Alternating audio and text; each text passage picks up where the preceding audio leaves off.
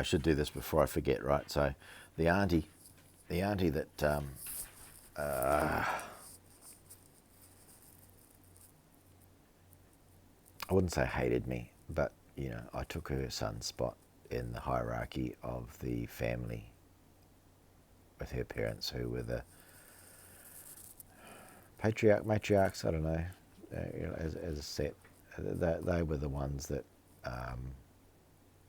it was that family where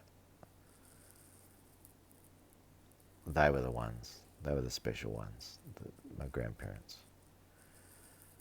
And so, my auntie was disappointed that I was the oldest boy or the oldest grandchild, the favourite one, special one, whatever. And we had that situation where at my cousin's birthday party at the age of 5, I told them as a set of parents, they weren't bringing up their kids right, because something happened out the back on the farm, and they accused me of it, and it wasn't. They were ganging up to. Yeah, they didn't want to own up to something themselves. I can't remember what it was, but it was like, I know it wasn't me. I know it wasn't as it was put anyway. So, and I got promoted for something, and you don't blame me for something that I haven't done, because I'm gonna hit the. It doesn't go down well. Don't accuse me of something I haven't done. So my auntie.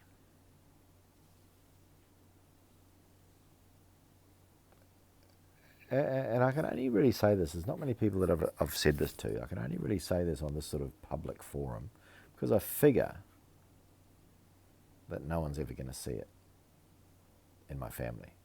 All right? I figure no one's going to see it. No one's going to find it. No one's going to go searching for INFJ stuff and then recognise my face, and they go, hey, he's talking about Auntie so-and-so. Oh. Well, you can't say that. We don't believe that. Well, these are all things that happened to me, and there's a whole lot of things that sort of went on over the years, that little snide remarks that,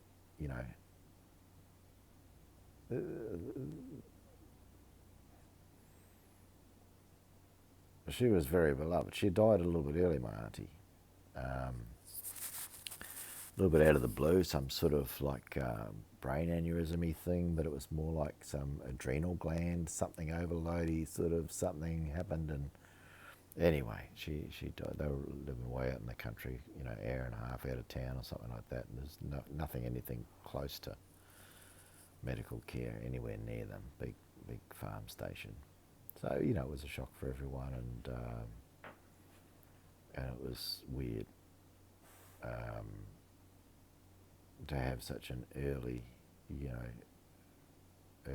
death for something. Like it really knocked a lot of people around. My cousin, the one that was supposed to, she wanted to be the good one. He flew back from somewhere overseas, and I remember picking up him and my dad at the airport. They sort of come in on similar flights, probably from the same sort of part of the world. It might have been over in Japan or something. And I remember picking them up. I took a week off work or something like that and I drove them down to the funeral and all that sort of stuff. So basically, grabbed them, took them down to the funeral and sort of thing. And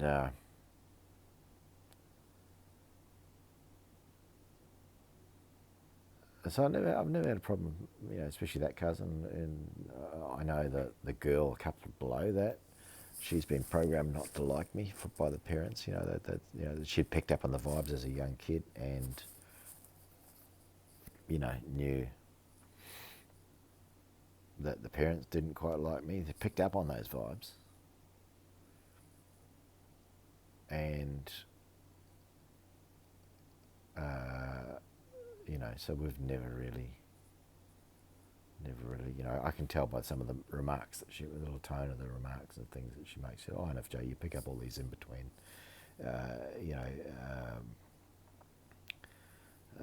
reading in between the lines stuff. You just pick up all these little tones. So my cousin, younger cousin, all that, to me that was just like confirmation that that's the vibe that they give off. Whereas my other two older cousins, which was just below my age and then a little tiny bit below that, because they were too close together, sort of ones, two close together brothers, which, as I said on a previous video, was about the same age as one of my other brothers, a couple down from that. Well, he would have been, yeah, a little like a younger brother for them or something like that, or about the same age as the second one down anyway.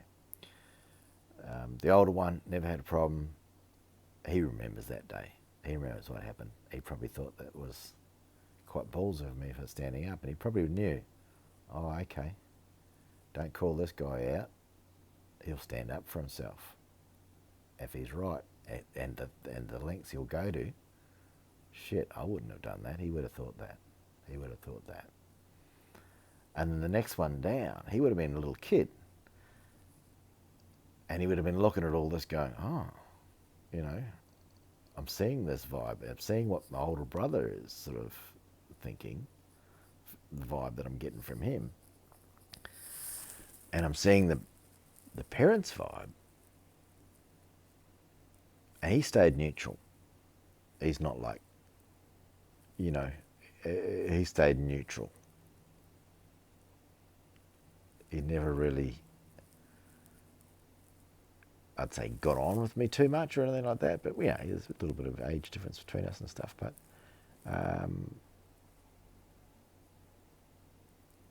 even though we've got a whole lot of life-changing, not hobbies, but you know, actually went into. But one thing, my dad bought a helicopter, a remote control helicopter, back from Japan one time for a Christmas present. I helped him put this thing together because I looked at it as an engineering. What was I doing then? No, I had just been a mechanic, but I looked at this and I thought, I know how this works. I looked at the instructions. I said, I know how this works. I'm going to, I'll give you a hand to build this. We'll start it up. Christmas present. We'll fly it. And I was the first one to fly it and crash it, because that's how it works. And that changed my life. I went and did a whole lot of stuff with helicopters and won scholarships for helicopter flying and stuff like that. And he was nuts about helicopters too. That's how he got that. That's why he got the helicopter, because the people would come on the farm with the helicopter, and he was nuts about it. And that's why my dad had bought this helicopter for him. And so it changed my life, but it also bolstered his. He ended up having a helicopter company, you know, quite a big helicopter company. So. So even though we've got a whole lot of things in common, there's sort of no gel there. Probably because of something that happened that day when I called out his parents. He was old enough to be there, probably as a 3-year-old kid or something, or maybe, yeah, to see. And he would have picked up a whole lot of vibe. The girl wouldn't have been born then, but she would have only picked up the vibe from her parents. She wouldn't have had any other context. And so so she never really gelled with me. And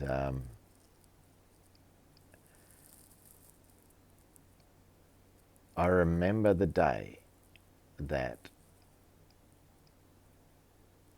I found out my auntie had died. I got a phone call. Well, I didn't get a phone call. My missus at the time got the phone call. I'd just been up at a park. Well, I don't know. I think I might have been up there playing golf, doing some golf shots or something like that. And I'll be honest, I did partake of a bit of the old pot in those days. And I do remember having a toot up the hill, then coming back down, which was nearby to our house, and walking in. And my partner at the time, she said, oh, it's a bit of bad news, you know, like your auntie's died. Who does this, right? Who does this? You find out someone in your family has died. A smirk came on my face that I couldn't take off automatically. I see some stuff in the Amber Heard trial just recently that someone was talking about one of the parts of it, how she, it was a behavioural scientist fellow, I think, was talking about how she did inappropriate smile at a certain time when talking about some harm that had happened to Johnny Depp or something. Apparently that's really strange to do. Well, I tell you, I had, in my mind, been the focus of unwelcome lashback, really, that was more likely aimed at my mother. I mean, it was just me by default that was copping it, that they didn't like my mother taking this, you know, my dad, who everyone liked, which was such a charismatic person that everyone liked, they didn't like her coming along and grabbing him. So Auntie didn't like him, and a couple of the aunties didn't like her, sorry. And so when I found out my auntie had died, it was, to me, and people are going to, if anyone sees this, they're going to hate me for it, but, you know, what the hell, it's the truth. I don't mind. I'm trying to get enough context in there to, you know, explain some of it, but you know, there's many years of context, and you can't fit it in a 15-minute video. This is going to be more than 15 minutes. Oh no, what am I, 11? Okay, I'm good. We'll see if we can cut this down. So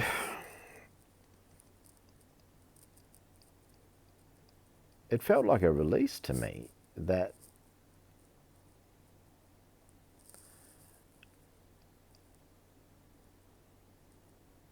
this person that had picked on me in such a way, run me down in such a way that no one would ever know. No one would have ever seen. Even the stuff that she could say in a tone that sounded like it was a nice thing that she was saying to me in front of people, I got what she was saying. I got what she was saying. I got it.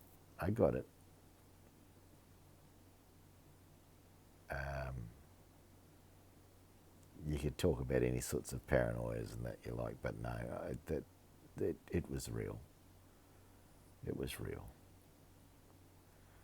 And really, it was, I've thought about this many years, like I was, you know, even when I was like 18s and 20s, I used to think about, oh, do my grandparents know what they've done by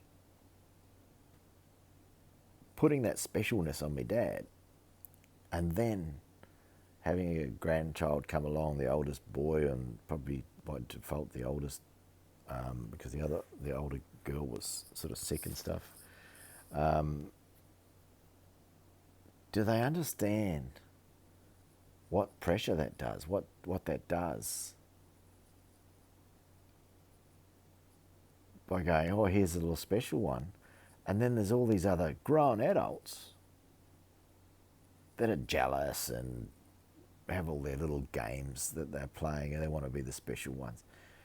Grow the fuck up, people, for fuck's sakes. Life's not a sandpit.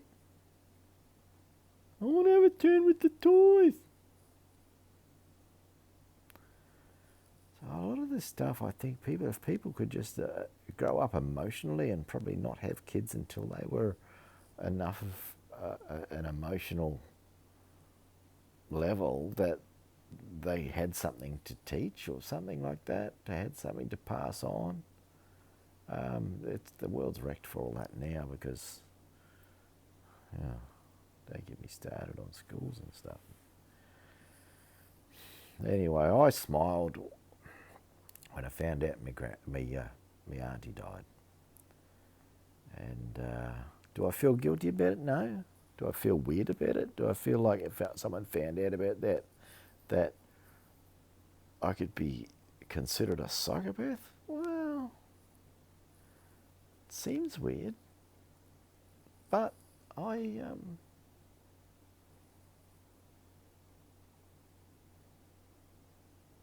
I took a lot of shit that's hard to quantify.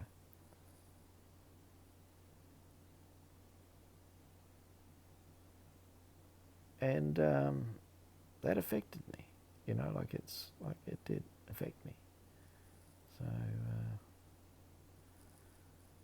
but from late teens and stuff, I just wish, even mid-teens, I just wish that adults could be grown-ups. I was disappointed in the world of adults and authority figures and all sorts of things. I didn't really. Apart from my grandmother and grandfather, they were my two main ones. But I was still, in a way, I still think that they were both the most awesome people in the world. But on this subject that I was just sort of talking about, how they created this thing, I just wish they could have dialed it down a bit and gone like, oh no, there are no favourites and things like that. But actually mean it. But maybe you can't, because you might actually have a favourite. So then own it. But yeah, I don't know. Maybe it's up to the other people not to be jealous of stuff. There's a whole lot of stuff in the books, whether you talk about the Bibles and all those sorts of ones. There's all sorts of messages for life in there about not being jealous of other people and stuff like that. There's a whole lot of rules for life, Jordan Peterson's got a bunch of them and stuff like that. And there's plenty of people that have, plenty of people over the thousands of years that have written messages for how to be better. Why don't people want to be better?